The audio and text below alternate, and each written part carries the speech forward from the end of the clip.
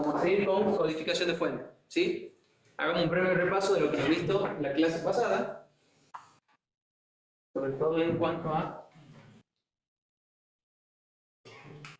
diferentes protocolos de comunicación, ¿sí? Hemos empezado viendo lo que quedaba del... ¿Gol de quién?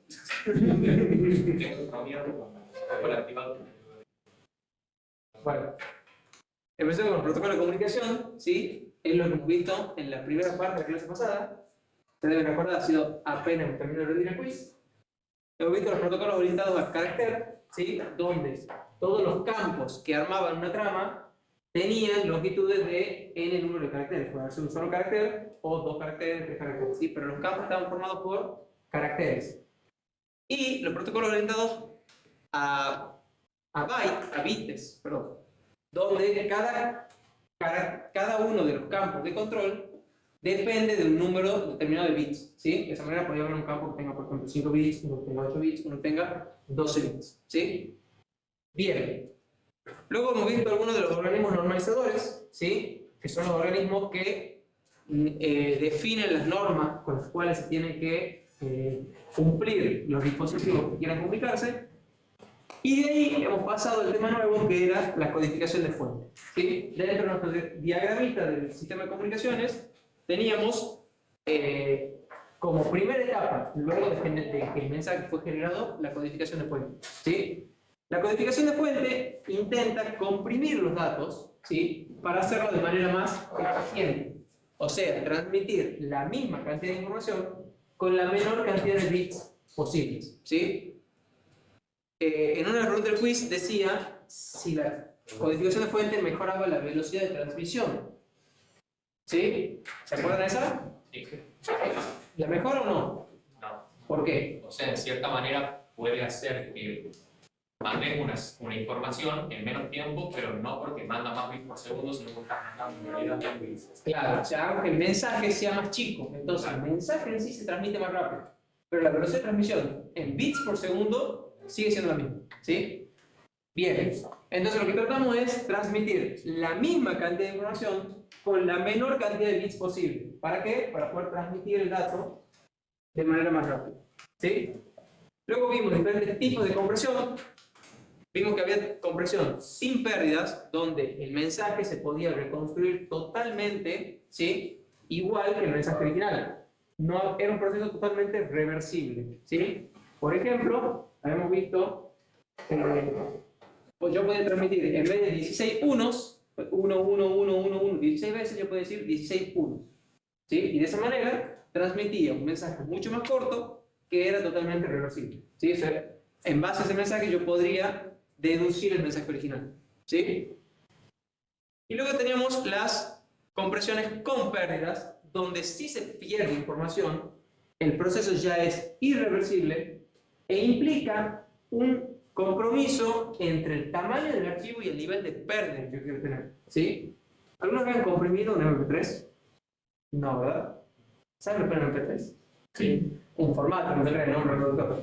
Bueno, cuando ustedes comprimen el MP3 pueden elegir diferentes factores de compresión, ¿sí? Pueden elegir el bitrate del MP3 y eso es lo que hace a la calidad del sonido.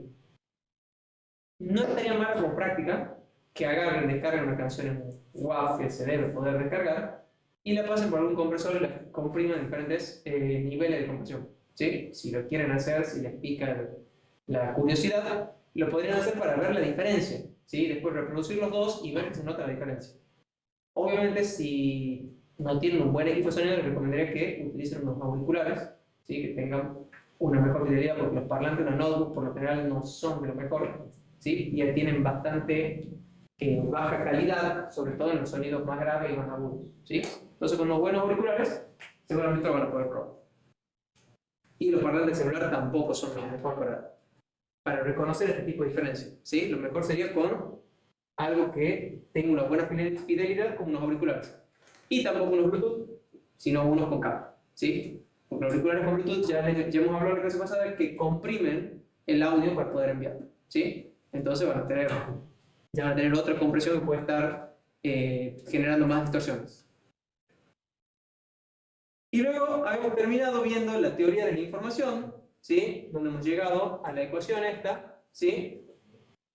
Y habíamos dicho que existen diferentes tipos de fuentes de información. Y eso es lo último que hemos visto en la clase pasada y con lo que vamos a empezar ahora, ¿sí? Las fuentes pueden ser discretas, ¿sí? Una fuente discreta es aquella que utiliza un alfabeto para codificar la información, ¿sí? El alfabeto va a estar compuesto por un conjunto definido, predefinido, tiene que estar de acuerdo tanto el transmisor como el receptor, de cuál es el alfabeto que compone el mensaje, ¿sí? En base al cual se codificó el mensaje, y va a estar definido por un número de símbolos. El mensaje va a ser una secuencia ordenada de esos símbolos que pertenezcan al alfabeto, ¿sí? Y se puede calcular una probabilidad de aparición de cada símbolo en un mensaje. De hecho, todo esto que está escrito acá, ¿sí? Es un mensaje, tiene símbolos, que son las letras del alfabeto, ¿sí? A, B, C, D, E, y están ordenados en una determinada secuencia para formar las palabras. No es lo mismo poner, a ver, dos palabras que se... ¿Cómo? Al y la. Al y la, me parece que estaba buscando palabras más largas, ¿no? Qué poca imaginación que tengo. No es lo mismo decir al que la, ¿sí? Ahí tienen dos palabras que utilizan los mismos símbolos, pero en diferentes órdenes, ¿sí? Entonces, no solamente depende de los símbolos, sino también, por supuesto, del ordenamiento que le den. Y podemos calcular una probabilidad de aparición para cada símbolo de un mensaje. Por ejemplo, las vocales tienen una probabilidad mucho más alta que las consonantes. ¿Por qué? Porque simplemente son menos, ¿sí? Y normalmente hay misma cantidad de vocales y de consonantes en la palabra, ¿sí? No sé si exactamente, pero por lo general es muy aproximado el número de vocales que de consonantes. Al haber menos símbolos para las vocales, es de esperar que las vocales se repitan con mayor frecuencia que las consonantes, ¿sí? En un mensaje binario codificado en bits, el alfabeto lo vamos a constituir por solamente dos símbolos, el 0 y el 1. Y ya habíamos visto algunos ejemplos de esto en la clase pasada. ¿Se acuerdan alguno? Donde cada símbolo esté compuesto por bits, 0 y 1. Morse justamente no eran bits, eran punto y raya. Pero hemos visto otro, el siguiente, el inmediato siguiente, en el código ASCII, donde cada uno de los símbolos, cada uno de los caracteres ASCII lo conformamos por 7 bits. Y luego el ASCII extendido, que cada uno de los símbolos se conforma por 8 bits. ¿Sí? Si los mensajes se usan con la misma frecuencia ambos símbolos, van a tener una probabilidad de un medio. O sea, si la mitad de los símbolos de un mensaje son 1 y la mitad de los símbolos de un mensaje son ceros, se utilizan con misma frecuencia, la probabilidad de que aparezca un 0 o de que aparezca un 1 siempre va a ser de un medio, ¿sí? Pero podría suceder que algunos de los símbolos se utilicen más frecuentemente que el otro, como las vocales, ¿sí? En el alfabeto de nosotros, y desproporcional esta probabilidad. Podría haber un cuarto de probabilidad de que aparezca un 0 y 3/4 de probabilidad de que aparezca un 1, ¿sí? ¿Qué implica esto? Si yo voy a tratar de buscar una codificación eficiente, yo voy a tratar de hacer uso de esta diferencia de probabilidades para codificar con una menor longitud los símbolos que tengan mayor probabilidad, ¿sí? Además venimos viendo las fuentes discretas y además tenemos fuentes con memoria y sin memoria, ¿sí? Por ejemplo, una fuente que no tiene memoria es cuando la probabilidad de cada letra que forma el mensaje es independiente de las letras anteriores. ¿El alfabeto de nosotros cumpliría esta condición? No, ¿verdad? Porque lo más probable, si bien no es seguro, es que después de una vocal vaya una consonante, después de una consonante vaya una vocal. ¿Sí? ¿Entiendes? Después de una Z, por ejemplo, es muy altamente probable que venga una vocal, salvo que esté escribiendo piso. ¿Sí? Pero no creo que haya otras con una consonante inmediatamente con una Z. ¿Se entiende el ejemplo? Las fuentes con memoria son aquellas en donde la probabilidad de cada carácter no es independiente de todo el contexto, sino que depende directamente del carácter anterior. ¿Estamos? Bien. Estos serían unos casos de ejemplos de fuentes con memoria y sin memoria, ¿sí? Por ejemplo, esta es una fuente sin memoria donde el orden es totalmente impredecible, y esta es una fuente con memoria donde, por supuesto, las letras que van apareciendo dependen de las letras anteriores. Esto es lo mismo. Acá cada uno de los dígitos, de los bits, no tiene coherencia con el bit anterior, y en este caso, fíjense que normalmente cumplen secuencias bastante largas de bits repetidos, ¿sí? Entonces, este sería un ejemplo de fuentes sin memoria, y este sería un ejemplo de fuentes con memoria. Luis, ¿esos 0 y 1 de allá están relacionados de alguna manera con esto o son No. simplemente No, una no, cosa de las- no son esto codificación binaria de aquel mensaje. Ok, Son dos ejemplos distintos, uno en binario y uno en caracteres ASCII, Ok. o en alfabeto. ¿Cómo se llama este alfabeto? español. No es español. Pero bueno, en el alfabeto que usamos nosotros, inglés es el mismo, así que no creo que sea Claro. español. Y un ejemplo de fuente con memoria en binario y en alfabeto que no sabemos cómo se llama. Me animo a decir griego, pero muy probablemente le esté tirando latín, ¿es verdad? Sí, pues letras. Griego son alfabeto. El griego, el griego. Bien, entonces este es el alfabeto latino. Tiene sentido, por eso nos llamamos Latinoamérica. Bien.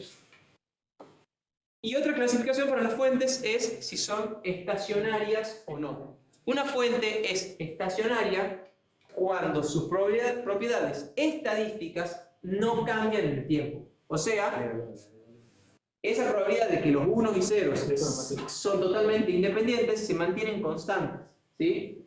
En este caso, fíjense que si yo contara la cantidad de unos y ceros en intervalos del mismo largo, normalmente la proporción entre 1 y 0 se mantiene constante. En cambio acá, fíjense que aquí empiezo con una probabilidad prácticamente igual, luego aquí el 1 se vuelve mucho menos probable y acá aún menos probable, ¿sí? Estas son fuentes, esta sería una fuente estacionaria, no estacionaria, y esta sería una fuente estacionaria, ¿sí? ¿Estamos? ¿Se entiende la diferencia entre los dos? Bien. Estoy pasando algún ejemplo, fuente estacionaria y no estacionaria, pero no se me ocurre alguno práctico para aclarar. ¿Se entiende la diferencia, verdad? ¿Se entiende el concepto?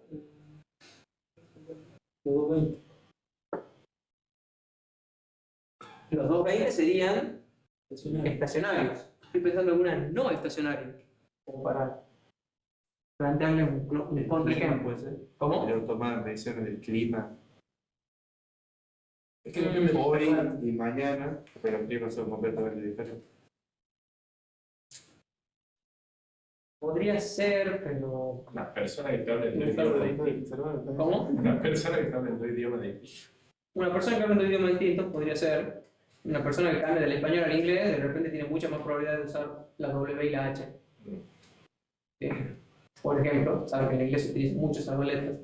What, why, when, todas las preguntas empiezan con WH. Entonces, bien, H suena mucho más que en español. ¿Sí? Sobre todo la H, más que la W. Bien. Este concepto ya lo habíamos mencionado la clase pasada. Vamos a ver bien qué es la entropía de una fuente, ¿sí? Así como teníamos fuentes, ¿sí? Así como las fuentes ya hemos visto que las podíamos catalogar entre fuentes discretas, fuentes estacionarias y fuentes con o sin memoria, ahora vamos a ver la entropía de la fuente. Dependiendo de la probabilidad de un mensaje, se puede calcular la información transmitida por cada símbolo, ¿sí? Y como viste anteriormente, a partir de esta información podemos calcular también la información que lleva un mensaje. ¿Se acuerdan que en la clase pasada hemos visto que un mensaje totalmente predecible no transmite información? Y un mensaje absolutamente impredecible transmitiría más información, ¿sí? Entonces, considerando la probabilidad como la frecuencia de aparición del símbolo en el mensaje. Ahora no vamos a analizar el mensaje, sino la probabilidad que tiene cada símbolo de aparecer en ese mensaje, ¿sí? Bien. La entropía de un símbolo, no estamos hablando del mensaje, sino de cada uno de los símbolos que componen mi alfabeto, es el promedio de la información que transporta cada símbolo, ¿sí? Cada uno de esos símbolos va a transportar una determinada información, ¿sí? Y el promedio de la información que transporta es la entropía que tiene ese símbolo. ¿Sí?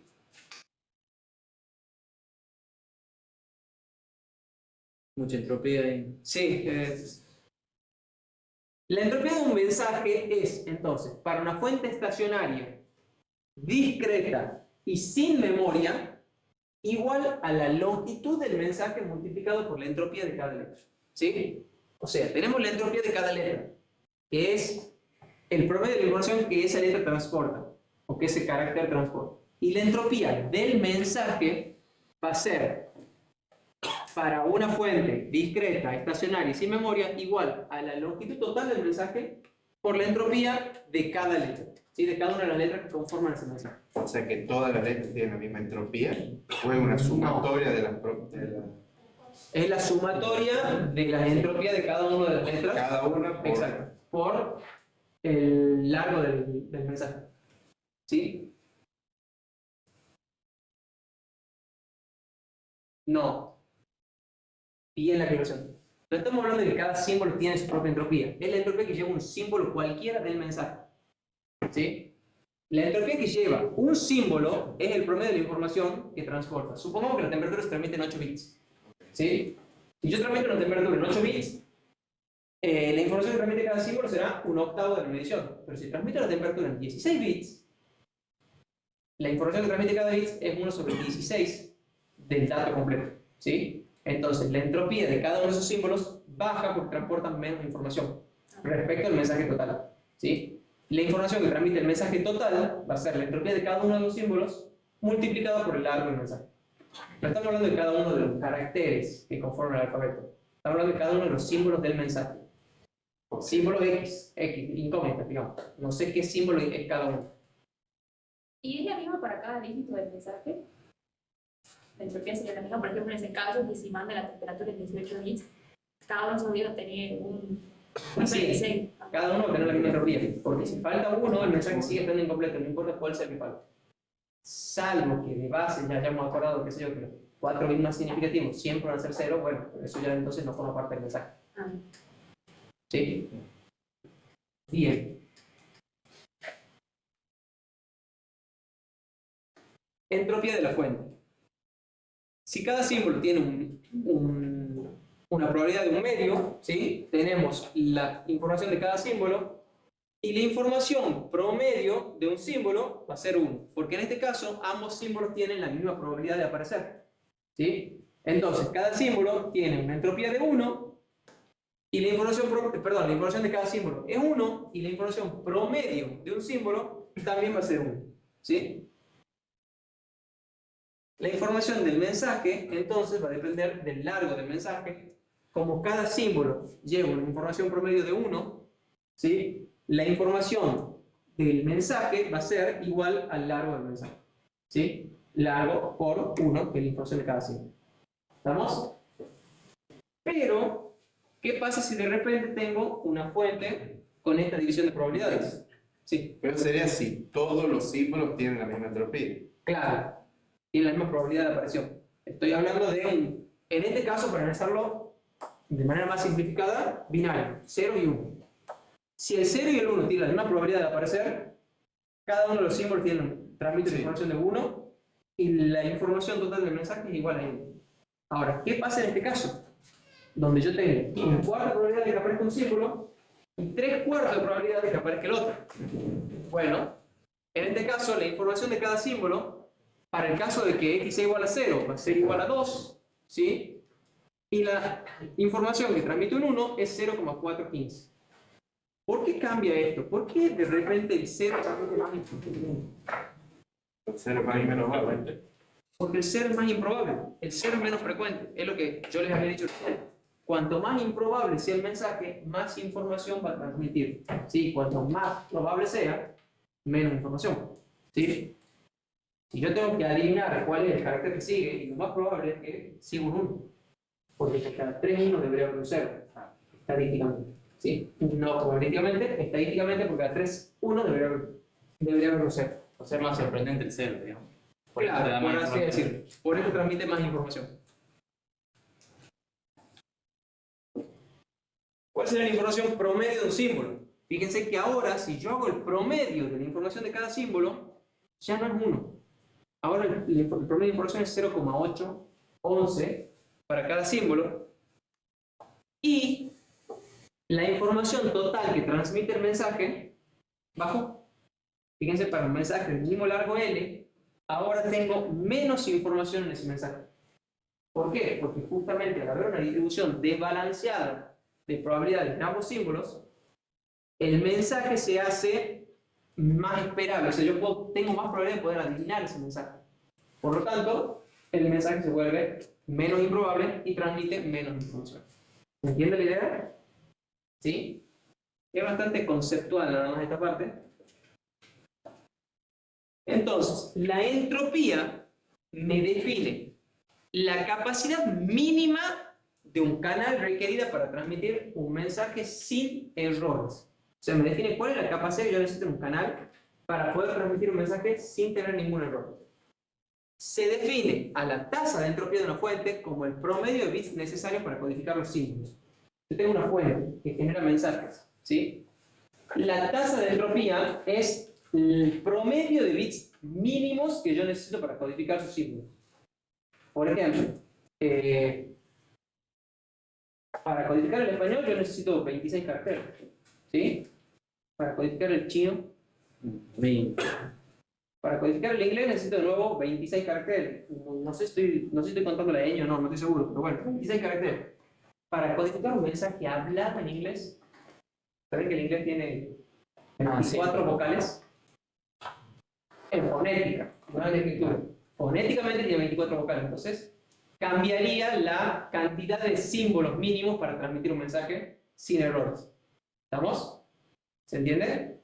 Nosotros tenemos el acento, digamos, en la letra. Nosotros tenemos el acento, si lo consideramos una letra más, nuestro alfabeto tiene muchos más caracteres que el inglés, ¿sí? El inglés no tiene la ñ, no tiene acentos, ¿sí? Nosotros tenemos, por lo menos ahí de base, 6 caracteres más que el inglés, ¿sí? Bien. Por supuesto, la entropía nos va a imponer un límite a cuánto puedo comprimir el mensaje, ¿sí? Cualquier método de compresión sin pérdidas tiene que tener una longitud de código esperada mayor o igual que la entropía de la fuente, ¿sí? Es el teorema de Shannon sobre la codificación de fuente. ¿Se acuerdan del teorema de Shannon? Bien, eso lo damos, ok. Bien, bueno. No lo tengo acá, ya lo voy a agregar. Se me ha quedado porque en FT lo mencionábamos, el teorema de Shannon, que dice cuál es la capacidad mínima de un canal necesario para transmitir un mensaje en función de la cantidad de información que lo conforma. Bien. La mayoría de los codificadores sin pérdida realizan dos tareas de manera secuencial, ¿sí? Primero, generan un modelo estadístico de los datos de entrada. Básicamente, analizan la muestra del dato que quieren transmitir y los separan a los diferentes símbolos en función de su probabilidad de aparición. Luego, usan ese modelo de alfabeto que reconocieron para realizar un mapeo, codificar los datos de entrada en una secuencia de símbolos, ¿sí? Básicamente es lo que se hizo con el código Morse una sola vez. Se determinó que la E era la letra más usada, se le dio un punto. Después seguía la A, se le dio el guión punto y así.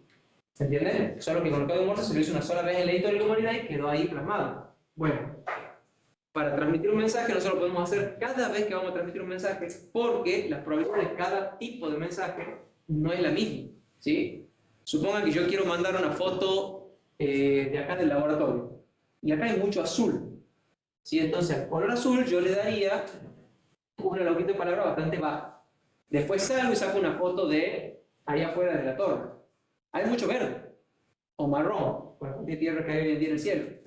Como sea, supongamos que sacamos hacia abajo la foto, sale mucho el pasto, hay mucho verde, bueno, al verde le daría una longitud más corta, ¿sí? Entonces lo podemos hacer de manera dinámica para poder mantener una comunicación más eficiente. ¿Se entiende? Por supuesto que el mensaje va a tener que ir en el diccionario. Yo no puedo pretender que el receptor conozca el diccionario si no se lo mando primero. Entonces, si bien puedo comprimir un mensaje al crear un diccionario específico para ese mensaje, voy a tener que mandar también el diccionario, ¿sí? Vamos a ver más adelante cómo se hace eso. El mapeo se hace de manera que los datos más probables producen una secuencia de símbolos más corta que los datos menos frecuentes. Lo que les acabo de decir del color azul. Del color azul y del color verde. O sea, es un código de longitud variable como el código Morse.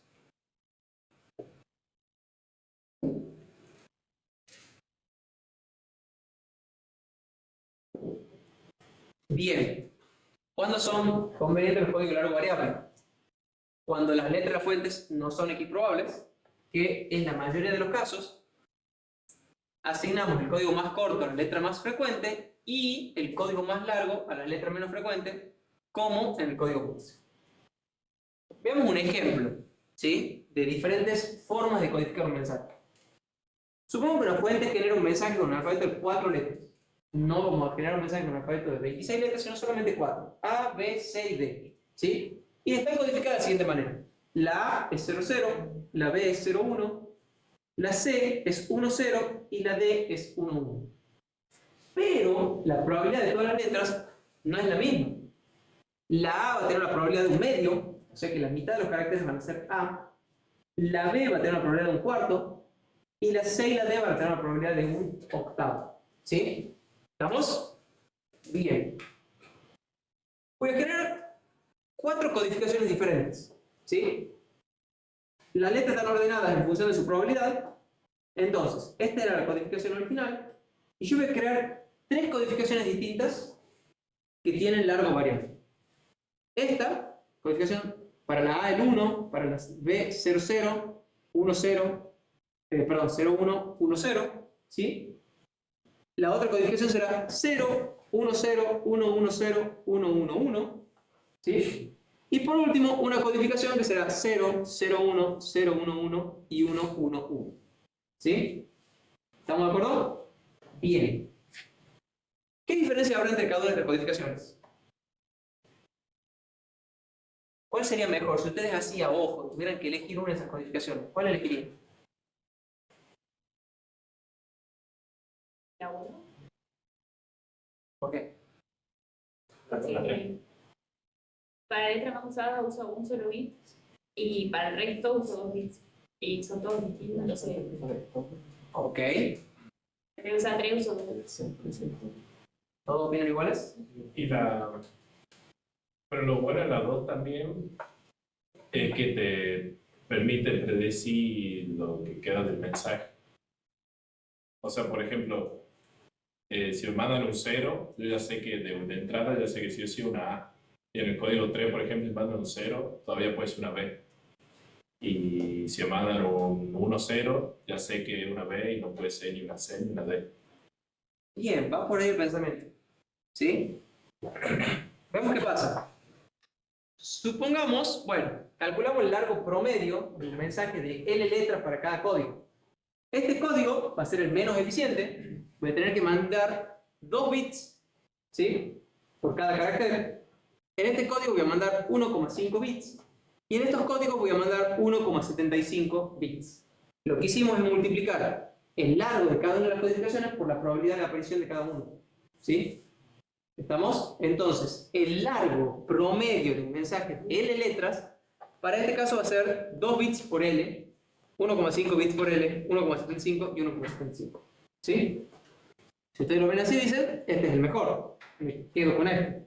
¿Sí? Definitivamente. Bien. Pero veamos qué pasa con esa codificación. Tenemos un código de ejemplo. Supongo que tengo que interpretar la secuencia 001001. ¿Sí? Con la codificación original, esto sabemos que era A, C, B. Es inequívoco, ¿verdad?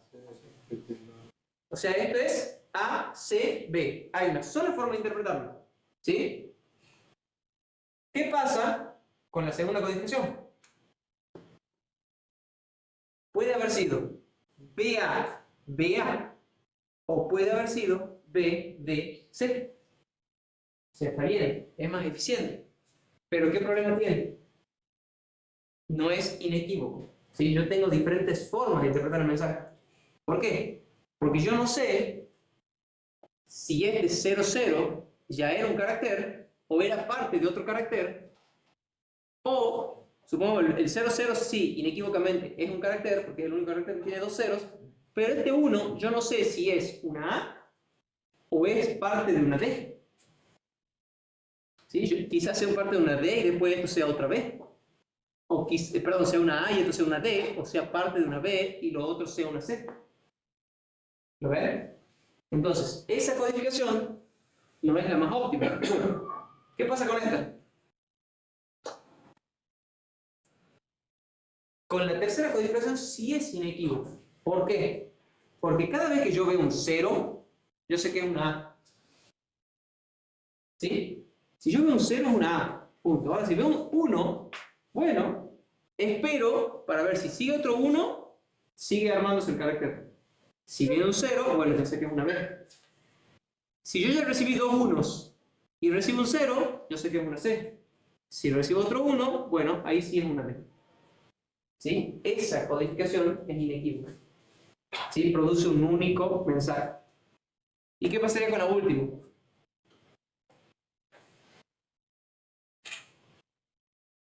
El mensaje vuelve a ser único, es AB y AB. ¿Sí? Pero, ¿cuál es el problema? ¿Qué son estos sí y estos no? Esto es si tiene una única decodificación y esto significa si la decodificación es instantánea o tengo que esperar un bit más para poder terminar de decodificarlo. ¿Sí? En este caso es inequívoca y cuando yo recibí 2 bits decodifico inmediatamente, no tengo que esperar al tercero para poder decodificar. ¿Sí? En este caso no es inequívoca, puede generar dos mensajes distintos y tampoco es instantánea. Tengo que esperar a terminar de recibir el bit siguiente para saber si ya completé el bit o no. En este caso, sí, la letra termina o en 0 o con 3 bits. O sea, si me llega un 0, yo sé que se termina de recibir el carácter. Si me llega un tercer bit, también sé que se termina de recibir un carácter completo.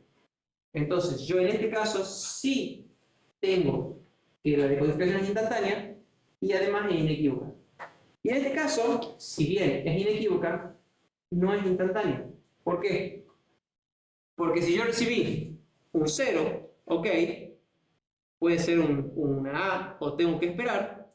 Si recibo un 0, 1, todavía tengo que esperar porque puede venir un 0, 1, 1.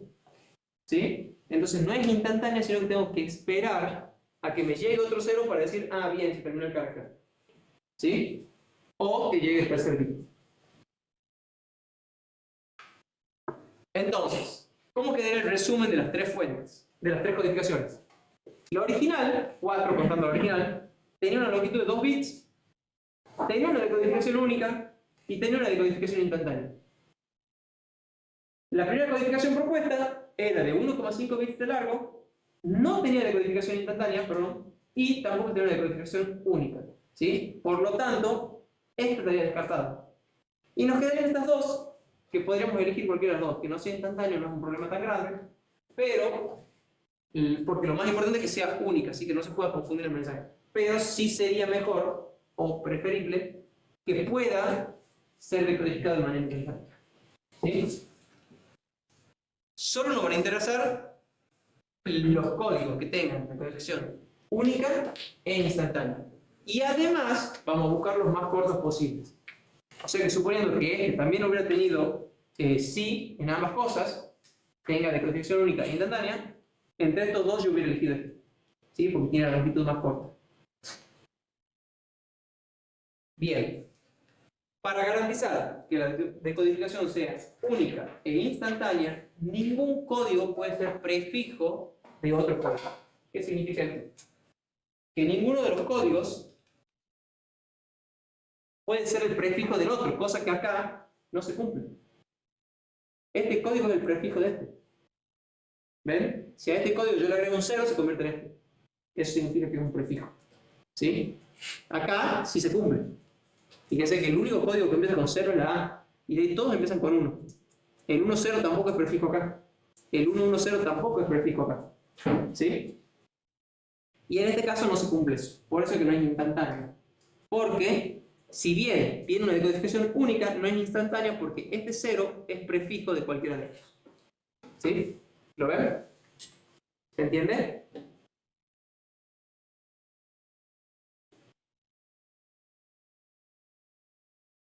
¿Vamos bien hasta acá? ¿Dudas? No sé si tengo miedo de preguntarte esto. No. ¿Tenés alguna pregunta? No, seguro. Sí. Bien. Bueno. Para una fuente discreta y sin memoria, se puede construir un código que cumpla con la siguiente desigualdad. Que h sea menor o igual que el largo y que el largo sea menor o igual al h más 1. ¿Sí? Entonces, en el ejemplo anterior, decíamos que el h era igual a esta ecuación y nos quedaría igual a 1,75 bits, ¿sí? En función de la probabilidad que tenía cada uno de los bits. Si se acuerdan, teníamos un medio de probabilidad de que ocurra este bit, un cuarto de probabilidad de que ocurra, perdón, este carácter, un medio de la A, un cuarto de que ocurra la B, un octavo de que ocurra la C y un octavo de que ocurra la D. ¿Sí? ¿Por qué está con un medio la D? Eso está mal. Acá era un octavo.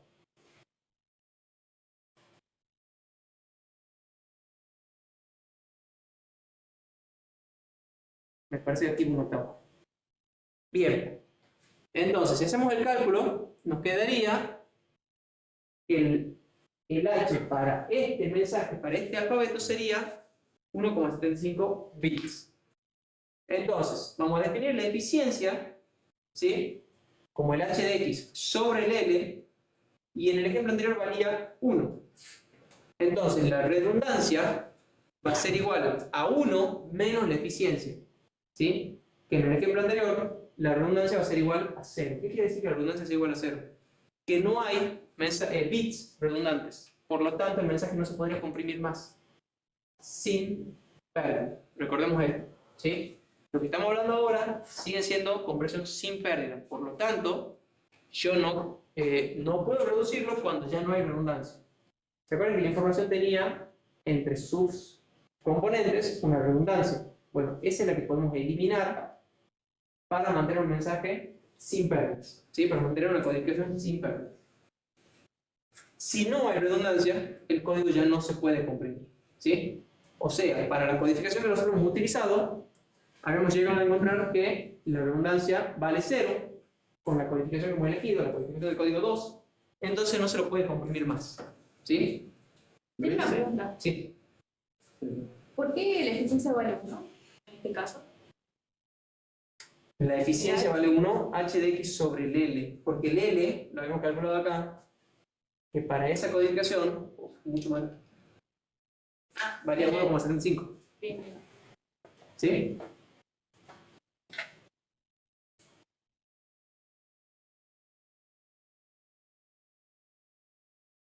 O sea, básicamente hemos llegado a que la codificación que estamos utilizando utiliza 1,75 bits por cada carácter. Y en función de la probabilidad de aparición, el largo estimado de un mensaje era 1,75 bits. Bien. ¿Sí? Entonces, como coinciden esos dos valores, estamos utilizando la codificación ideal para el mensaje que tenemos. O sea, el máximo que se puede comprimir. ¿Sí? No, yo preguntaba si L era el promedio o era... Era la L que hemos calculado, sí. ¿Quieres preguntar algo? No. Bien. Y ahora sí, vamos a pasar a otro tipo de codificación, que son los códigos de Huffman. Creo que se pronuncia Huffman. ¿Quieren que hagamos un descanso? 5 minutitos.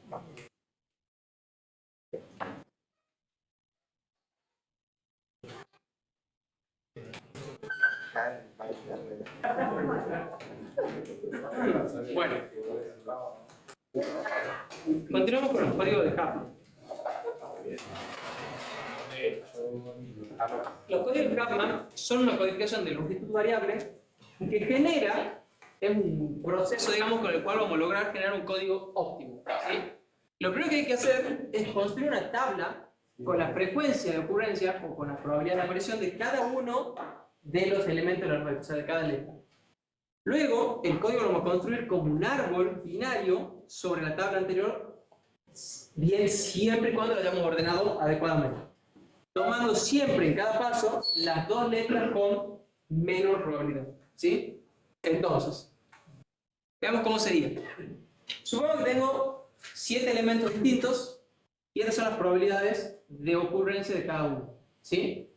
Entonces, vamos a empezar asignándole a cada uno de estos elementos, los de menor probabilidad, un bit. Entonces vamos a decir que este va a tener un 1 y este va a tener un 0, ¿sí? Vamos a ir armando un árbol desde abajo hacia arriba. Luego vamos a agregar el elemento x5 asignando nuevamente un 0 y un 1 hacia abajo, ¿sí? ¿Esto qué nos da? Que por ejemplo para el x7 yo ya tengo 1, 1, ¿sí? Para el x6 yo tendría 0, 1, bueno, en realidad no tengo definido todo esto todavía, no sé si será 1 o 0, no, sí, perdón, tengo el 1, y para x5 ya tengo definido un 0, ¿sí? Fíjense que los elementos más abajo ya tienen 2 bits de longitud, mientras que este elemento recién tiene 1, ¿sí? Entonces ya se pueden ver que cuando terminemos el árbol, los demás arriba deberían ser los que tengan menor longitud. Si seguimos armando el árbol así, se va armando directamente agregando una rama más, siempre los unos del lado de abajo, los ceros del lado de arriba, ¿sí? Y pueden ir viendo la probabilidad de ocurrencia de cada uno. La probabilidad de ocurrencia de esta rama del árbol es un 0,01. La probabilidad de ocurrencia de esto es un 0,05, que es la probabilidad de ocurrencia de este más este, ¿sí? La probabilidad de que yo tenga que pasar por esta rama es 0,15, porque la probabilidad de ocurrencia de este más esta rama, ¿sí? Y así vamos viendo la probabilidad de cada uno de los nodos, llamémosle, ¿sí? De esa estructura. Si lo terminamos de armar al árbol, llegamos a esta forma, ¿sí? Donde x1 va a tener solamente un 0 para codificarse. Fíjense que ya hemos llegado a la probabilidad 1, ¿sí? O sea, acá ya tenemos todos los elementos codificados. x1 va a ser solamente un 0, x2 va a ser 0, 1, ¿sí? x3 va a ser 0, 1, 1, y así consecutivamente, ¿sí? Pero ahí no se están generando códigos que son prefijos de otro. Sí. El X1 es el prefijo de X2 a X6. Tienes razón. Por lo tanto, no es inmediato. Pero sí hay una codificación. ¿Sí? Entonces no sería inmediato porque sí tengo que esperar el siguiente bit para saber si efectivamente terminó el bit anterior o no. ¿Sí? Tengo que esperar a recibir un 0 más, por ejemplo. ¿Sí?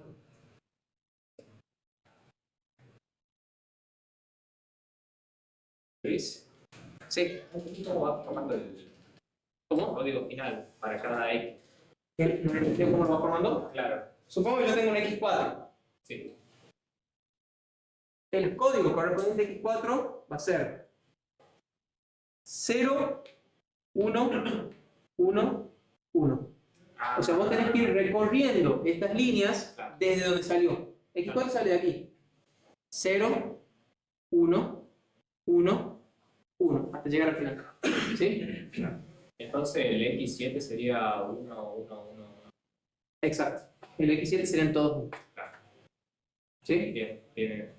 Y los prefijos es porque lo leemos de izquierda a derecha, pero si lo leemos de derecha... Eso es lo que estoy pensando. Yo creo que se está armando al revés el código, por eso es que no son prefijos. El uno al otro. Pero si no son todos 0 seguidos de 1, 0 seguido de 1, 0 seguido de 1. ¿Cómo? O sea, todos los códigos son un 0 y seguido de 1. Claro, depende de la cantidad de unos que tenga. Sí, no, es lo mismo. Va a ser lo mismo. Siempre van a tener un 0 y n1. Van a seguir siendo prefijos. Aunque lo den vuelta. Bien. Y esta sería otra alternativa. Es básicamente lo mismo, solo que los dos códigos con menor longitud, los uno, ¿sí? En 0, 1 y en un 0 aquí. ¿Sí? Es otra codificación que elimina el elemento con un solo bit, ¿sí? Pero de esta manera tengo dos elementos que tienen solamente 2 bits y de ahí todos los otros tienen más números de bits. Perdón, acá voy a tener un escalón menos, a todos los elementos de aquí para abajo les quité un bit. ¿Sí? Solo que le tuve que agregar un bit más a este. Fíjense, ahora tengo 3 elementos que tienen 2 bits. Este que es 0, 0, este que es 1, 0 y este que es 0, 1. ¿Ven? Cuando antes yo tenía un bit para este, 2 para este, 3 para este, 4, 5, 6, 7. ¿Sí? Entonces, utilizando este otro método, yo le disminuí un bit a todos estos elementos a costa de haberle agregado un bit más a x1. ¿Cuándo dependerá cada una de las dos codificaciones? Bueno, si la suma de todas estas probabilidades es mayor que la de este, me conviene esta implementación. ¿Sí? Ahora, si la probabilidad de aparición de x1 es mayor que la suma de todas estas otras apariciones, me convendría esta implementación. ¿Sí? ¿Se entiende? En la suma esa que voy a decir tengo que incluir el x2 también. No, porque el x2 sigue teniendo 2 de largo en ambas implementaciones. Tendría que sumar la probabilidad de x3 en adelante. Claro, de x3 en adelante. En este caso es 3, 0,35. En este caso en particular es exactamente lo mismo que cualquier otro. ¿Sí? ¿Se entiende? ¿Entendieron? Sí. ¿Seguro? Bien. La codificación no es única. Se puede obtener más de un código, ¿sí? Con las mismas propiedades. De hecho, acá vamos a ver 2 distintas. Y la tabla que resulta con el mapeo de cada símbolo en cada codificación binaria se denomina diccionario. O sea, diccionario lo vamos a llamar a la codificación esta donde decimos x1 es 0, 0, x2 es 1, 0, x3 es 0, 1, x4 es 0, 1, 1 y así. ¿Se entiende? A esa tabla le vamos a llamar diccionario. ¿Sí? En todas las codificaciones que vamos a ver, siempre vamos a hablar del diccionario. Este sería el caso. ¿Sí? Fíjense que tenemos el código 1 y el código 2. Y el largo, en ambos casos, dio 2,21 porque, como hemos visto recién, la probabilidad de todas estas letras era la misma que la probabilidad de x1. ¿Sí? Si hubieran sido diferentes las probabilidades, supongo que esta hubiera tenido menos probabilidad y esta hubiera tenido un poco más, ¿sí? Las longitudes deberían haber sido distintas. O sea que sí es inmediato parece. Pero estábamos viendo al revés. Porque ahí ya no hay uno que sea prefijo de otro. Sí, pero si tenés que esperar. Es verdad, no hay ninguno se prefijo. Es porque está ordenado al revés. Pero si uno tenés que esperar a cuando uno se No, pero apenas recibimos un 0 ya sabes que llegó el último bit. Claro. Entonces sí es inmediato, no tenés que esperar uno más. Eventualmente a veces sí, pero cuando termine de llegar el carácter, termina siempre. O sea, inmediato no quiere decir que cada vez que me llega un bit yo ya se terminó, porque obviamente no. Si el largo es variable, yo estoy haciendo parte de un bit, de un carácter que tiene 5 bits. Cuando voy en el tercer bit, obviamente no va a haber terminado. Pero lo que sí sé es que cuando terminó inequívocamente. ¿Sí? ¿Se entiende? Eso significa que es inmediato. En cambio, cuando no es inmediato, puede llegarme un bit más que me hace terminar de concluir 2 caracteres juntos. Ahí no es inmediato. Porque yo al recibir este digo, entonces el anterior ya estaba completo y además ahora recibo uno nuevo. ¿Se entiende? Ahí no es inmediato. En este caso sí es inmediato, ¿por qué? Porque aún en este caso yo sé que el largo máximo es 6. Entonces, aunque no haya recibido el 0 todavía, yo sé que aquí terminó el carácter. ¿Sí? ¿Se entiende? Sí, estamos leyendo al revés. Por eso es que sí era inmediato. Habría que venir de aquí para... Claro, hay que venir desde la derecha a la izquierda hacia arriba. Que de hecho tiene sentido porque como se lee. No, pero al revés, justamente como se lee. Bien. Todo empieza 1 concepto 1.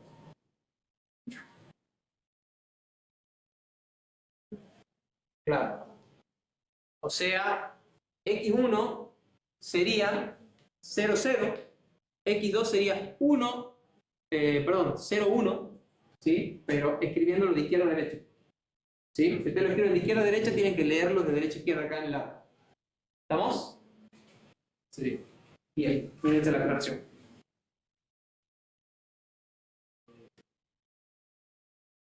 Y fíjense que la entropía H sigue siendo un poco mayor que el largo.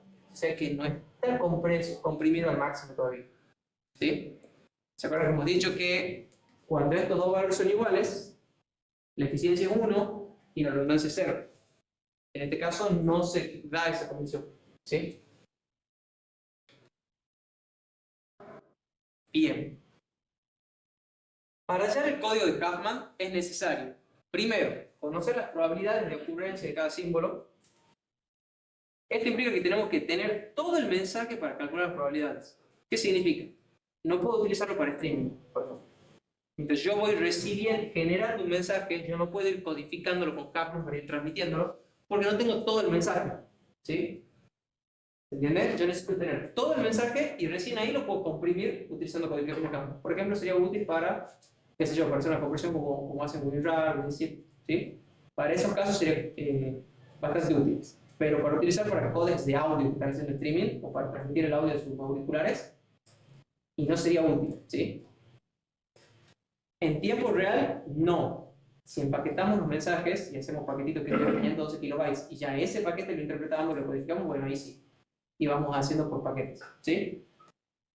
La alternativa es perder eficiencia utilizando aproximaciones de las probabilidades. Por ejemplo, yo sé que en el español se utiliza más la letra E, la letra A. Yo digo, bueno, el texto está escrito en español. Voy a utilizar las probabilidades estándar en español. Pero posiblemente este mensaje, justo este mensaje, no coincide con esta probabilidad. Justo habla mucho de pizza porque es un menú de un bar, una pizzería, entonces tiene muchas veces la palabra pizza. De repente tiene una probabilidad altísima para la letra de aparición de la letra Z, cosa que en el idioma español de manera genérica no ocurre, ¿sí? En ese caso me convendría hacer un diccionario específico para ese archivo, ¿sí? Y no utilizar uno genérico. ¿Se entiende? Yo debería hacerlo de antemano, estimando las probabilidades de ese No mensaje. estimando, calculando la probabilidad. O agarrar el mensaje, O sea, ya y tiene lo que estar lees el y armar mensaje la tabla. completo. Exacto. Pero yo no podría estimar y hacer... Justamente lo que estamos diciendo. Si vos no tenés el mensaje completo, Sí. lo analizas y creas tu diccionario. Si no lo tenés completo, bueno, utiliza un diccionario genérico. Como decir, bueno, el español tiene esta probabilidad de aparición de cada letra. Según un diccionario entero, digamos. Agarró un diccionario ilustrado Capelú, lo he leído entero, calculo la probabilidad y he dicho, bueno, utilicemos esto. O sea, agarró el Quijote de la Mancha y calcula la probabilidad de aparición de cada letra. Bueno, lo analizamos como un diccionario genérico del español. ¿Sí? ¿Se entiende? Podés utilizarlo si es que no tenés el mensaje completo, para ir comprimiendo con calma. No es lo mejor. Repito, si de repente estoy codificando una carta de una pizzería, va a aparecer muchas veces la letra Z. Y la letra Z quizás tiene un código muy largo que me convendría que sea más corto. ¿Sí? ¿Estamos? De nuevo, un balance. O lo tengo que tener el mensaje entero para poder codificarlo de manera más eficiente, o utilizo un diccionario genérico porque no lo tengo entero al mensaje, pero a costa de perder un poco de eficiencia. ¿Sí?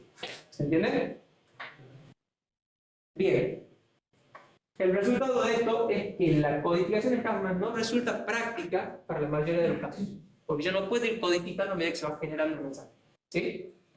Y aquí es donde nacen otros tipos de codificaciones un poco más complejas, como son LZ77 o LZ1, que es un algoritmo de conversión sin pérdidas, seguimos hablando de algoritmo de conversión sin pérdidas, que sirve para cualquier tipo de juego. ¿Sí? Funciona reemplazando las repeticiones por referencias a una sola copia de esos datos. O sea, básicamente me apareció la secuencia 100. Cada vez que aparezca la secuencia 100, yo voy a decir, repetí lo que había allá, repetí lo que había allá, repetí lo que había allá. ¿Sí? Mientras más larga sea la secuencia esa que yo codifiqué, más eficiente se hace. ¿Sí? Yo codifiqué de repente una secuencia de 32 bits y cada vez que tengo que hacer referencia utilizo 10 bits para hacer referencia a eso. Bueno, estoy hablando varios bits. ¿Sí?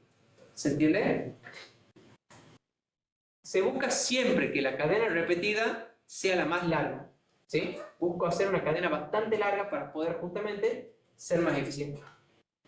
Cada referencia es codificada utilizando un par, distancia y longitud. O sea, básicamente yo le voy a decir, La cadena tiene una longitud de 3 bits y está ubicada 7 bits hacia atrás. ¿Sí? ¿Se entiende? Esa es la distancia. Y la longitud es cuánto es la longitud de la cadena. Cada uno de los siguientes longitud caracteres son iguales a los caracteres encontrados exactamente distancia, posiciones atrás. Es lo mismo que yo acabo de decir, solo que de una manera para interpretarlo más rápido. ¿Sí? O sea, yo le estoy diciendo que a una distancia X se encuentran unos caracteres de longitud, una secuencia de caracteres de longitud, ¿sí? Y hay que repetirlas en el mensaje, ¿sí? Que se repiten en el mensaje, ¿sí? ¿Se entiende? Más o menos, ¿verdad? Esta es un poco más engorrosa que la de Huffman, pero veamos cómo se implementaría. ¿Ves? Yo lo que no entiendo es cómo hacer para saber cuáles son los siguientes caracteres. Pues si cada uno de los siguientes caracteres son los que estaban hace. Porque ya los analizó. Ya los analizó. O sea, va analizando los caracteres y a medida que va encontrando caracteres iguales a los otros, dice, bueno, estos son iguales a N. O sea, hagan un paquete, lo analiza por paquete, digamos. Va analizando bit a bit, carácter a carácter. Ya vamos a llegar a ver cómo se hace. ¿Sí? Vamos a ver un ejemplo. La codificación se produce generando una terna, ¿sí? Donde tenemos el D y L, que son los valores de referencia ya mencionados, distancia y longitud, y además agregamos un elemento más que es C, donde C es el siguiente carácter que no coincide con la referencia, ¿sí? O sea, yo le digo, la longitud de la trama esta que se repite, la distancia a la cual está la trama que se repite, y cuál es el primer carácter que ya no coincide con esa referencia, ¿sí? Para detectar las repeticiones, utilizo una ventana deslizante. ¿Saben lo que es una ventana deslizante? Sí, ¿verdad? ¿O no? ¿Saben lo que es una ventana deslizante? Es una ventana, digamos, que yo puedo ir agregándole bits o quitándole bits, agregándole longitud o quitándole longitud para poder ir manejando los datos que hay en esa ventana, ¿sí? El contenido del diccionario va cambiando con el tiempo y la ventana mantiene los últimos n bytes procesados, ¿sí? Tamaños normales de ventana son 2, 4 y 32 kilobytes. Y son los tamaños normales de ventana utilizados.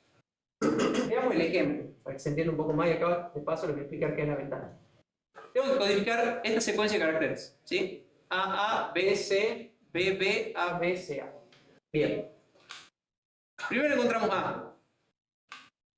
A no se repite con nadie, entonces al carácter A no lo voy a transmitir como simplemente A, sino que lo voy a transmitir como 0, 0, A. O sea, se repite, hace 0 caracteres, la longitud es 0 y el carácter que termina con la secuencia anterior es A. Como no hay una secuencia anterior, es esperarse, ¿sí? Ahora, ¿qué pasa cuando encuentro el siguiente carácter, AB? Le digo, repetí el carácter, repetí una trama de un carácter, encontrado hace un carácter y la secuencia se rompe con un carácter B. O sea, le estoy diciendo, repetime el último carácter, repetime una trama de un carácter que se encuentra un carácter atrás y termina con un carácter B. ¿Sí? Probablemente ustedes me dirán, bueno, pero esto termina siendo más largo que el mensaje original. Sí, hasta que de repente tengo una ventana bastante larga donde 10 o 12 caracteres los represento con 2 números de carácter. ¿Sí? ¿Se entiende? ¿Cómo seguiría esto? La ventana ahora es esa, A y B. ¿Y qué encuentro? Encuentro una C. Bueno, C no está en la trama guardada, entonces pongo 0, 0, C. ¿Sí? B no está en la trama que teníamos originalmente, es un carácter nuevo, entonces lo codifico de esa manera. Luego encuentro 2 letras B. ¿Sí? ¿Cómo codificar esas 2 letras B?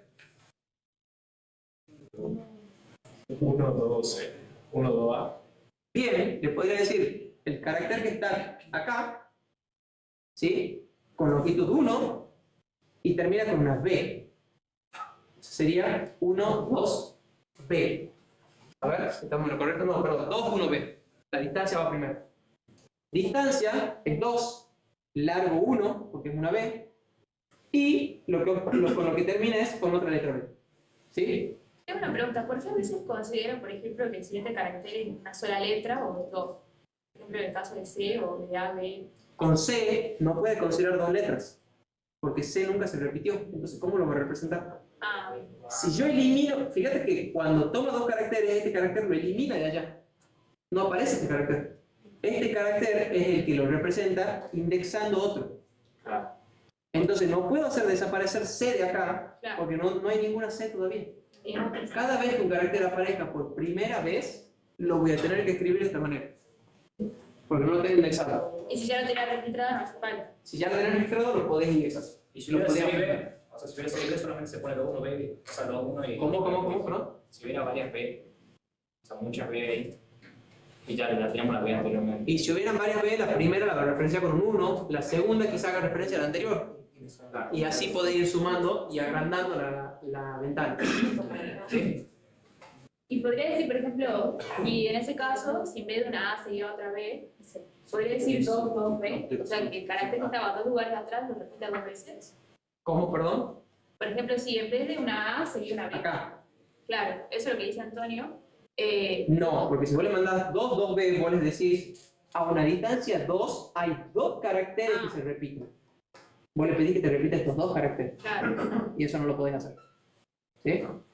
¿Entiendes? ¿Por qué? Porque esto es una B. Ahora, si esto fuera BC, B, sí, le podría haber mandado 2, 2, porque tiene que repetir estos dos caracteres acá, y se termina con una B. Entonces esto hubiera sido 2, 2B. Claro. ¿Sí? Y ahí se nos terminó la ventana. Ese era el problema que hablábamos de la ventana deslizante. La ventana tiene un largo de 5 en este caso. Entonces yo ya perdí este carácter, ya no puedo referenciar tan atrás. O sea, la ventana sería lo que va almacenando para poder referenciar. Claro, básicamente ¿quién define la ventana? ¿Cuántos bits forman largo? Distancia. Si distancia son 3 bits, bueno, lo máximo que yo puedo referenciar es hasta 7. ¿Sí? Si ventana fuera de 4 bits, podría referenciar hasta 15. Y así. ¿Sí? Porque esto, cuando lo codificamos, son valores expresados en binario. ¿Sí? Son números. Entonces, mientras más grande sea este valor, más grande es la ventana en la cual puede estar contenida la secuencia que se repita. ¿Sí? No es que se tiene que repetir esta secuencia entera, sino que tengo en espacio una ventana en la cual yo puedo buscar si se repite la secuencia que tengo abajo. ¿Sí? ¿Se entiende? ¿Y por qué arriba la ventana era de 6 y abajo de 5? ¿O el verde? No es de 6. Parte del... El verde es lo que yo estoy codificando ahora. El verde es el mensaje que yo estoy codificando con la ventana de 4 acá. Ok. Evidentemente, como tengo 5, este valor solamente puede valer de 0 a 5. ¿Sí? Creo que Es de 2 bits y medio, una cosa rara, pero bueno, puede ser de 0 a 5. ¿Se entiende? Entonces, en este caso yo podría apuntar hasta acá, digamos. La ventana estaba hasta acá, solo que no hay mensaje. ¿Sí? No es parte de la ventana esto. Esto ya es el mensaje que estoy codificando. De hecho, ahora va a aparecer otro mensaje interpretado. A, B, C, A. Fíjense, A, B, C se repite acá. Entonces, ¿qué podríamos hacer? Estos 4 caracteres representarlos como distancia 5, largo 3 y termina con una A. Yo esperaría que aparezca un 5, 3A. Espero. ¿Lo ven? Y ahí la ventana después quedaría desde la B. Y claro, la ventana ahí se va a cerrar hasta acá. Okay. Va a quedar de aquí en adelante. ¿Sí? Fíjense que en este caso la ventana es muy corta, es muy pequeña, entonces no puede buscar mucho hacia atrás. Lo ideal sería utilizar una ventana más grande para tener mayor rango de datos a referenciar. ¿Sí? ¿Se entiende cómo funciona? ¿Ven? Con el ejemplo queda mucho más claro. En palabras no, yo lo entendí. ¿Sí? Este tipo de codificación se utiliza mucho. Es una codificación simple que puede generar bastante compresión en el dato. Siempre y cuando depende, por supuesto, del tamaño de la ventana. ¿Sí? Y de nuevo entramos en el balance. te dirán, bueno, pero hacer a la ventana del tamaño del archivo, un par de gigas. Entonces yo puedo referenciar en todo el archivo si se repite algo. Sí, pero de repente esto va a ser de 32 bits. Y se repite en cada código.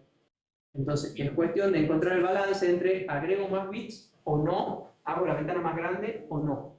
¿Hasta dónde me conviene hacer grande la ventana? ¿Se entiende? El tamaño de la ventana lo limita el transmisor porque el receptor tiene todos los datos que ha ido recibiendo, ¿no? Lo define la... Es que el receptor no recibe esto. El receptor recibe esto. Claro, pero el receptor necesita los datos que va recibiendo para poder ir armando la trama. Entonces él tiene todos los datos, o sea, tiene todos los datos que van llegando, por lo tanto para él la ventana es irrelevante. O sea, él podría irse al primer elemento si ya está en el 1000. O sea, la limitación de la ventana la pone el transmisor. Tanto el transmisor como el receptor pueden irse a cualquier elemento. Esa no es la limitación. La limitación es que si la ventana, yo quiero decirle, bueno, andate 753 caracteres hacia atrás, yo voy a necesitar que distancia esté formado por 9 bits. Por 10 bits. Ok. Para representar ese número, voy a necesitar 10 bits. El problema no es que esté o no el dato presente. El problema es el valor que yo tengo que cargar en esa distancia, en esa variable llamada distancia. ¿Sí? Sí. Entonces, ¿yo puedo hacer una ventana más grande? Sí. A costa de agregarle bits a la distancia. Y la distancia se repite en cada uno, aunque valga 0. Incluso en el 00A está la distancia. ¿Sí? Sí. ¿Entendieron la pregunta?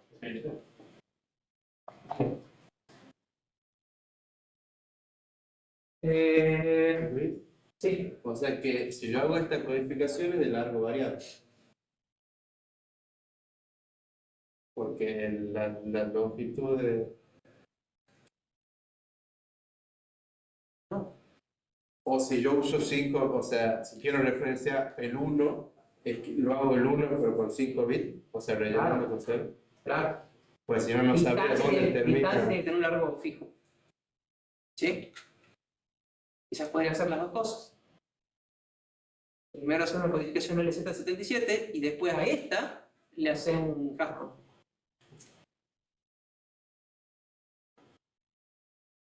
Capaz que se repite muchas veces, qué sé yo, siempre todas las tramas terminan con A. Entonces, bueno, ahora le hacemos Huffman para que la A ocupe menos espacio en otro diccionario. Y te dice, obtener una codificación, una compresión mucho más alta. El año pasado habían hablado de que Elon Musk andaba buscando una compresión sin pérdida, lossless, con no sé qué factor, no sé, una locura así, pagaba un montón a que le tire una codificación así. Y no sé en qué habrá quedado, digamos, sea un chisme que han tirado acá en la clase. Si lo buscan en la grabación lo van a encontrar. Me lo han dicho, no, creo que me lo han dicho después de clase. Nunca me había dicho eso. Pero era una locura lo que buscaba. Capaz que lo descubrí vos haciendo esto y después cobrar regalías después. Bien. Variantes del LZ77. La versión original siempre genera 3 valores para todos los datos, ¿sí? Y codifica los literales con longitud de igual a 0. Lo que decíamos acá. Estos son los que consideramos literales. La primera vez que aparecen la A y la C, ¿sí? La primera vez que aparecen los tengo que codificar como literales, ¿sí? Entonces, codifico los literales con distancia y longitud igual a 0. Esto da pie a muchas variantes que modifican la manera de generar los pares, distancia y largo. LZSS utiliza una bandera de un bit para distinguir literales de pares, longitud y posición, ¿sí? O sea, le agrego un bit que me permite que los literales no tengan todo el tren de bits que conforman la distancia. Pero si que hemos dicho, a ver, hemos hablado de que puede ser 32 kilobytes. Y 32 kilobytes son 15 bits, ¿sí? Entonces, para los literales se ahorra esos 15 bits agregando un bit más. Pero se lo ahorra solo para los literales. A los que no son literales le agrego un bit más. Un poco de esto, un poco de aquello, ¿sí? De esa manera evita poner los ceros Y el algoritmo deflate combina LZSS con un código de Huffman adaptable. Mira, ya te ven ganando. Ya se le ha ocurrido a alguien más, a Don Deflate. Se genera un alfabeto con los literales, las longitudes y un carácter especial para indicar el fin del bloque. ¿Sí? Para que Deflate le vendió el más. Bien. Tenemos tiempo de terminar los diapositivas probablemente. Bien, sigamos. Otros ejemplos, el algoritmo LZ78 o LZ2 tiene la ventaja de que LZ77 solo podía referenciar el contenido de la ventana deslizante. ¿Sí? Lo que acabamos de hablar. Tenía una ventana, la ventana estaba determinada por la cantidad de bits que tenga o los valores aceptables para distancia. ¿Sí? Entonces, para aumentar la ventana implicaba más cantidad de bits en los pares, posición y longitud. ¿Sí? También aumentaba el tiempo que toma buscar las repeticiones en la ventana. ¿Se acuerdan que hemos hablado de que si yo quiero transmitir de manera más eficiente un mensaje, o sea, lo quiero comprimir más, voy a cargar en la compresión y la decompresión en el generador de mensaje y el receptor? ¿Sí? Hemos hablado de que de repente uno tenía una netbook con un procesador Atom y no podía ver YouTube. Porque YouTube empezó a usar algoritmos que son más, codificaciones más pesadas y de repente el Atom no tiene cómo decodificar los videos. ¿Sí? Se moría. Literalmente se moría. No, se lagueaba el video, se veía súper lento. Se terminaron jugando Windows XP para ver si hacían nada y lo mismo no andaba. ¿Sí? Pero bueno. Entonces, toma más tiempo, aumenta el tiempo que toma buscar las repeticiones en la ventana. Esto se traduce en más procesamiento para la codificación y para la decodificación. El algoritmo LZ78 lo resuelve utilizando un diccionario. Cada entrada del diccionario es una dupla índice y token. El índice va a ser una referencia a una entrada ya perteneciente al diccionario. ¿Sí? Y el token es la siguiente secuencia de datos que no es parte del diccionario. O sea, en este caso, en vez de tener una ventana deslizante que se vaya corriendo, al inicio del mensaje yo voy a armar un diccionario de secuencias.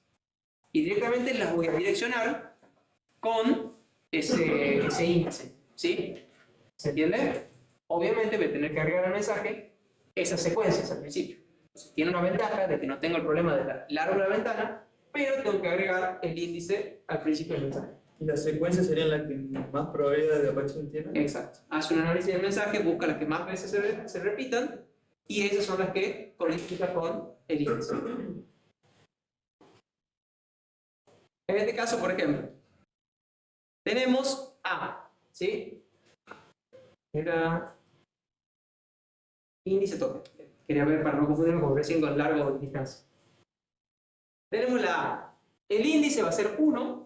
O sea, A está guardado con el índice 1, el token va a ser 0 y la secuencia se va a romper con la A. Luego tenemos otra A, ¿sí? El índice va a ser 2, el token va a ser 1. No lo estoy entendiendo. Eso me interesa en la B.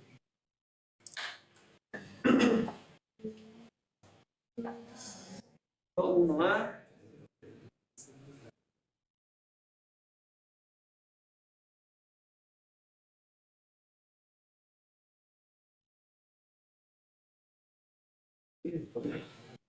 Bien, ya va a ir incrementando. La primera A va a ser el índice 1, ¿sí? Con el token 0 va a ser la A. La segunda A va a ser el índice 2. Fíjense que lo que hizo acá con la B. Acá repite el índice 3, agregándole la letra B y la guarda como índice 5. ¿Sí? Entonces, ahora, si yo hago referencia al índice 3, pongo una B. Si hago referencia al índice 5, pongo una B más el índice 3, que era una B. Que va a ser armando el diccionario, entonces. Lo va armando el diccionario. Entonces, ¿Sí? el 2 ahora son 2 A seguidas. Porque pues el 2 pone una A y referencia al 1. Tenés razón, está mal ese, porque el 2 Guarda 2 A, ¿está bien? serían 2A, sí, pero en realidad tomó una sola A. Debería haber habido otra A acá para que la guarde como 2A. Claro. Pero bueno, armó un índice de 2A. ¿Sí?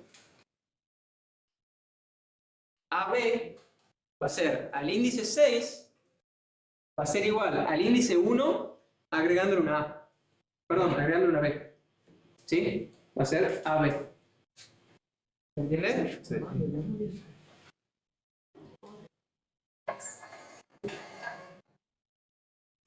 Y luego, el índice 7 va a ser CA, ¿sí? Que va a ser el índice 4, que debe haber sido una C, efectivamente era una C, ¿sí? Agregando una letra A más. Entonces, este 74A, ¿cómo se leería? Sería, el índice 7 está formado por una C y una A. ¿Sí? El índice 4, una C más una A. Y yo podría haber hecho otra referencia. Yo podría haber dicho acá, qué sé yo, el 5 me habría referenciado el 3 y el 3 es una B. ¿Sí? ¿Se entiende? ¿Siempre toma dos? O sea, dos símbolos o Puede tomar más. Por eso digo, podría haber habido una tercera referencia. ¿Sí? Depende de la cantidad de... Y acá no tenés problema. Acá ya no hay un límite. Ya no tenés las ventanas deslizantes. Pero si no, yo podría guardar un montón de... ¿De referencias? Sí. Podría hacerlo. Hasta donde se vuelve eficiente. Claro. Porque ya quizás termine siendo más largo el código al hacer tantas referencias anidadas en vez de escribirlo directamente en mensaje. No, pues la ventaja de esto sería que yo pueda referenciar a cualquier lado sin necesidad de tener A una cualquier ventana. lado del archivo exacto. Pero si yo empiezo a tener muchos índices, ya vuelvo a tener mi problema que antes, que ese número necesito muchos bits. Exacto. Entonces yo de antemano debería determinar cuántos índices como máximo puedo tener, porque si no... Sí, debería determinar cuánto es el máximo número de índices que puedo tener y armar el diccionario conveniente para comprimir el archivo lo máximo.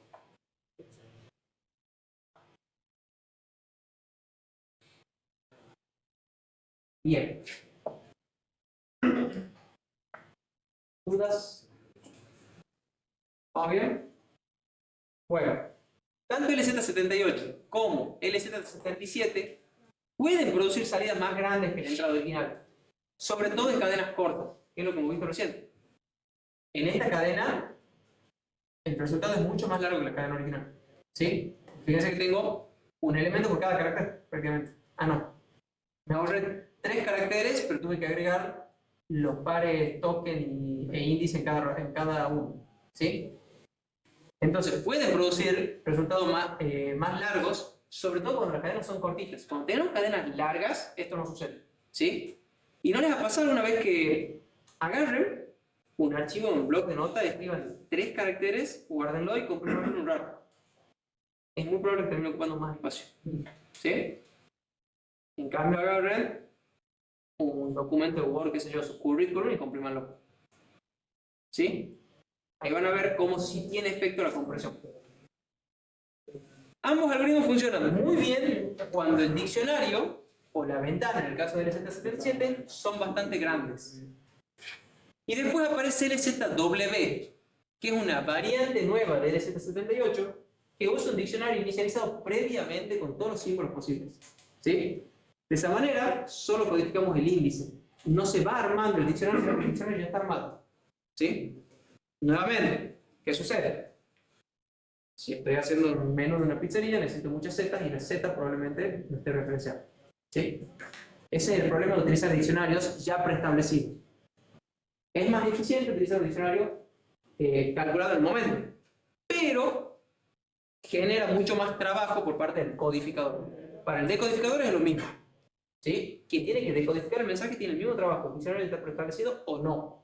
Pero para el codificador, al no tener que armar el mensaje, ya es un trabajo bastante más pequeño. ¿Sí? Bastante menor, que eso. Y acá tiene una gráfica con varios algoritmos de compresión que han surgido en base a LZ77 y en base a LZ78. ¿Sí? Como verán, hay muchos algoritmos distintos para compresión. No sabré decir en qué está implementado cada uno. Son muchísimos. ¿Sí?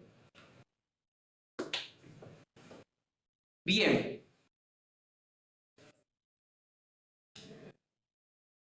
Y en cuanto a los codificadores con pérdidas, ¿sí? Hay dos esquemas básicos para los codificadores que sí tienen pérdidas. Hasta ahora hemos estado estudiando las codificaciones lossless, las que no generan pérdida, y vamos a ver ahora las que sí generan pérdida. Podemos generar una compresión por transformación, donde voy a dividir por un lado los datos de entrada en segmentos pequeños y lo vamos a convertir en un nuevo espacio de representación, cuantificados y codificados. Claro ejemplo de esto es convertir una señal en el dominio del tiempo en transformada de Fourier. ¿Sí? Si yo quiero decirle cómo está formada una señal senoidal, en función del tiempo tengo que darle punto a punto.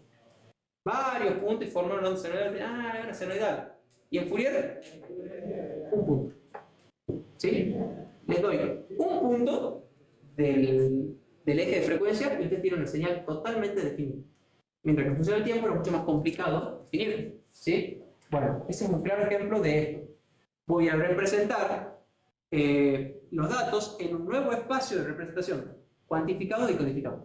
¿Sí? Esto que parece árabe antiguo, bueno, significa eso.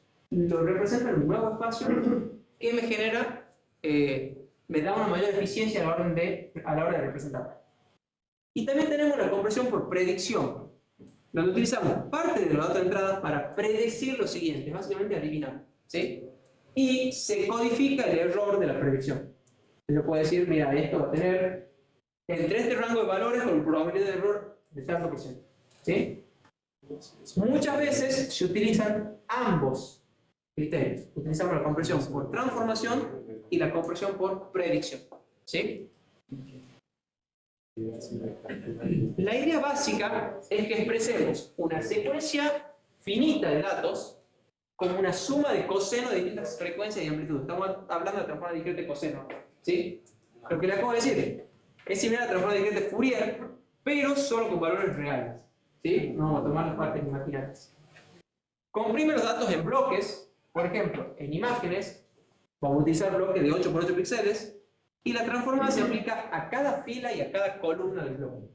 ¿Sí? Muchas veces la información se va a concentrar en pocos componentes de baja frecuencia. ¿Sí?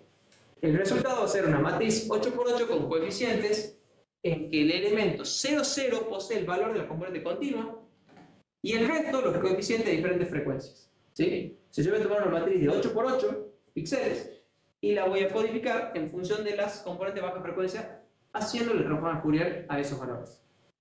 Finalmente, los coeficientes van a ser cuantificados y codificados con alguna de las técnicas que hemos visto anteriormente. O sea, todas estas codificaciones que son con pérdidas me van a modificar el mensaje, lo van a pasar a un nuevo diccionario, a un nuevo espacio, y después se le puede aplicar la compresión que no tiene pérdidas. ¿Sí? O sea, yo lo puedo hacer después a esto, una codificación de Kaufman, una codificación LZ77, etc. ¿Se entiende?